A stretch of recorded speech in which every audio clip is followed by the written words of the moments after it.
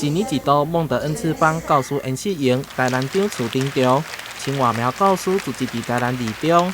台南市长恩伟体、教育部长潘文忠今仔日透早亲自出席开幕仪式，展现出对教育的重视甲支持。孟恩给各位伙伴，我们大家一直在共同努力的，事实上就8个字了，自主，在地，能够透过扶持永续发展。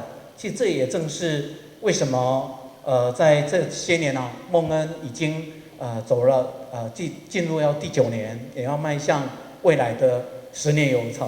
数位科技对学生的学习甲创作带来真大的影响，老师需要不断创新各种有效的教学模式。这个2天的演习营，予老师进行强逼甲实作，其中21个开课班级，增加数位教学培力课程，协助老师予数位教学更进一步。我们今天的课程也很多，都是要提到数位化，那消弭一些数位落差。这个落差不应该有南北之别，也不应该有城乡之别。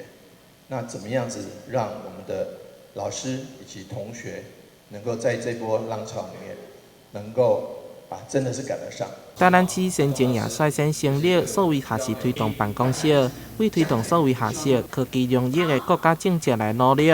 教育局期待会当有更较侪老师来参与，精进数位课程教学。台南新闻杨顺怀采访报道。